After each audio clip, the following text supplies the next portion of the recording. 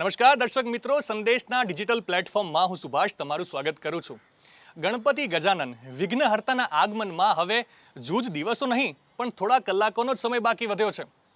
મિત્રો, ગણપતિ ગજાનન મહારાજને રાજી કરવા માટેના માધ્યમો અલગ અલગ હોઈ શકે, એના પ્રકારો અલગ અલગ હોઈ શકે, ત્યાં સુધી કે ભાષાઓ પણ અલગ અલગ હોઈ શકે. સંસ્કૃતમાં કહીએ તો વક્રતુંડ મહાકાય સૂર્યકોટિ સમપ્રભ નિર્વિઘ્નમ કુરુ મે દેવ સર્વ કાર્યેષુ સર્વદા.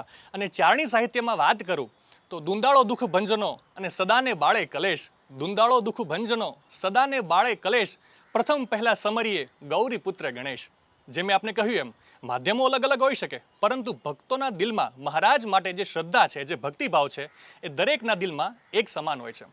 મિત્રો, મારી આગળ આજે સરસ મજાની તમે ગણપતિ મહારાજની મૂર્તિ જે જોઈ રહ્યા છો, એ મૂર્તિ જોયા પછી તમને ચોક્કસથી એવું થશે કે આ મૂર્તિ બનાવનાર કેટલા મોટા કક્ષાનો દિગ્ગજ કલાકાર હશે, કેટલો મોટો મૂર્તિકાર હશે. ચોક્કસથી એ જે કલાકાર છે, એ જે આર્ટિસ્ટ છે, એ ખરા અર્થમાં દિગ્ગજ કહી શકાય એમ છે. પરંતુ છે એક નાનો બાળક જેણે આટલી સરસ મજાની માટીની મૂર્તિ બનાવી છે. तो चलो त्यारे ये बालक साथे सीधी बात करिए. तो हेनिल, आप ये बताइए कि इतनी सुंदर मूर्ति बनाने में कितना समय लगता है और कौन सी बातों का आप जो है वो आपको ख्याल रखना पड़ता है ताकि मूर्ति एकदम सुंदर बने. मैं जब भी मूर्ति बनाता हूँ तो सबसे पहले जो पिछले साल की विसर्जित मूर्ति की मिट्टी एक साल के समय में सूख जाती है, तो ऐसे पत्थरों की तरह हो जाती है. तो मैं उसको छोटी मतलब तोड़ के उसको एकदम पाउडर बना देता हूँ. फिर उसमें पानी मिक्स करके उसको एक कपड़े पे रख के उसकी पोटली बना के अगर धूप में सुखा देता हूँ, तो उससे क्या होता है, जो मिट्टी का जो पानी होता है वो अलग हो जाता है और जो मिट्टी होती है ना वो सॉफ्ट बन जाती है. तो वही सॉफ्ट मिट्टी से मैं मूर्ति के सबसे पहले मैं बेस बनाता हूँ. फिर उसके ऊपर जो सिंहासन के नीचे जो बेस होता है वो बनाता हूँ. फिर जो पैर के स्ट्रक्चर्स, फिर मुझे सब पूरी बॉडी के स्ट्रक्चर बनाता हूँ. फिर ऊपर से और मिट्टी की लेयर ऐड करके उस पर डिज़ाइन करता हूँ. फिर उसके ऊपर और छोटे छोटे थोड़ी छोटी छोटी डिज़ाइन होती है, उसको मैं यूटेंसिल्स यूज़ करके वो डिज़ाइन बनाता हूँ. फिर ये सब करने में मेरे को 3 से 4 दिन का टाइम लगता है. तो अनिल, मैं देख पा रहा हूँ कि आपने जो भगवान की मूर्ति में इतनी सुंदर सुंदर जो कलर भरे हैं वो बहुत ही ज़्यादा अच्छे लग रहे हैं. तो आप मुझे ये बताइए कि इतना जो अच्छा कलर कॉम्बिनेशन आपने किया है वो आपको आइडिया कहाँ से आया और आप ये कैसे पसंद करते हैं कलर को. जिस प्रोसेस से मैं मिट्टी से मूर्ति बनाता हूँ, तो उस मूर्ति को बनने के बाद सूखने का 1 दिन का समय लगता है. तो उस 1 दिन के बाद मैं सबसे पहले वाइट सीमेंट में पानी मिक्स करके उसको ऐसा पेस्ट जैसा बना लेता हूँ. फिर वो पेस्ट को मैं मूर्ति पे अप्लाई करता हूँ. फिर वो पेस्ट को सूखने में भी 1 घंटे का समय लगता है. तो सबसे पहले मैं स्किन में कलर करता हूँ. तो स्किन में मैं ज़्यादातर लाइट टोन यूज़ करता हूँ, जिससे गणेश जी और ज़्यादा सुंदर और अच्छे दिखे. और जो उंगलियों के बीच में जो आप रेड कलर देख पा रहे हैं वो करें तो और ज़्यादा अच्छे दिखते हैं गणेश जी. और तिलक में मैं हर साल अलग अलग टाइप के तिलक बनाता हूँ, वो भी कलर से ही बनाता हूँ मैं. और जो मैंने जो पीताम्बर में जो कलर किया है वो भी मुझे एक मूर्ति देखने के बाद आइडिया आया था.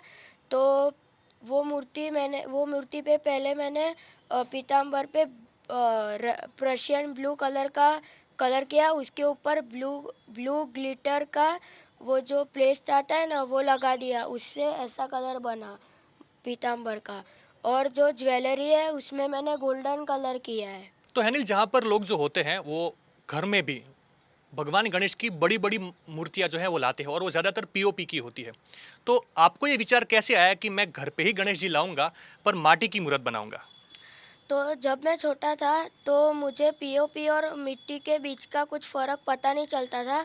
तो कुछ साल बाद में जब भी बड़ा हुआ तो मैंने मेरे मम्मी से पूछा कि ये पीओपी क्या होता है। तो मेरे मम्मी ने बताया कि पीओपी सूखने के बाद बहुत सख्त हो जाता है और उससे बनी हुई गणेश जी की मूर्तियाँ विसर्जित करने के बाद पिघलती नहीं है और ज़्यादातर मूर्तियाँ वो टूट के खंडित हो जाती है और ना पिघलने के कारण वो कचरे में जाती है। तो वो जब भी मुझे मेरे मम्मी ने बताया, तो मैंने सोचा कि मैं पीओपी की मूर्ति ना बनाकर घर पे मिट्टी की मूर्ति बनाऊंगा, जिससे पर्यावरण को नुकसान भी नहीं होगा।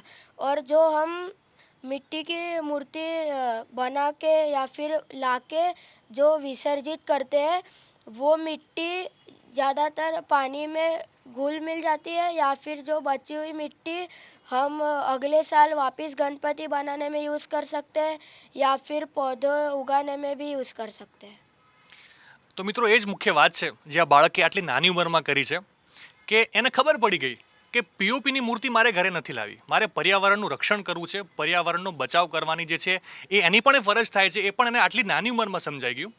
દોસ્તો, ભગવાન ગણેશ વિઘ્નહર્તા ગણપતિ બાપાને જ્યારે આપણે રાજી ખુશીથી ઢોલ નગારા વગાડીને ઘરે લાવીએ છીએ ત્યારે ખૂબ જ આનંદ હોય છે. પણ તમે ઘણીવાર જોયું હશે ટીવી સમાચારના માધ્યમથી કે જ્યારે પછી વિસર્જન વખતે કે વિસર્જનના પછી જે દ્રશ્યો સામે આવે છે એ ખરા અર્થમાં દુઃખ પમાડનારા હોય છે. આપણે ખરેખર દુઃખી થઈ જઈએ દ્રશ્યો જોઈને, કારણ કે પીઓપીની જે મૂર્તિઓ નદી કિનારે તળાવ કિનારે જે પડી હોય છે એ ખંડિત અવસ્થામાં હોય છે અને ઠેર ઠેર વિસર્જન બાદ મૂર્તિઓના જે ઢગલા જામેલા જોવા મળે છે એ ખરેખર આપણને વિચલિત કરી મૂકે એવા હોય છે. દુઃખ થાય, કારણ કે જે ભગવાનને આપણે રાજી ખુશીથી આપણા ઘરે લાવ્યા હોઈએ એ ખંડિત અવસ્થામાં એ ક્યાંક કચરાના ઢગલામાં પડ્યા હોય છે.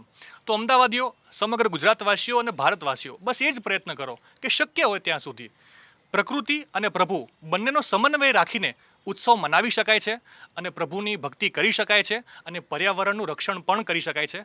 એટલું ધ્યાનમાં રાખજો. અને હા, જ્યારે પણ હવે મૂર્તિ લાવો તો પ્રયત્ન કરો કે માટીની જ મૂર્તિ લાવો. દેશ દુનિયાના તમામ સમાચાર માટે જોતા રહો સંદેશ ડિજિટલ.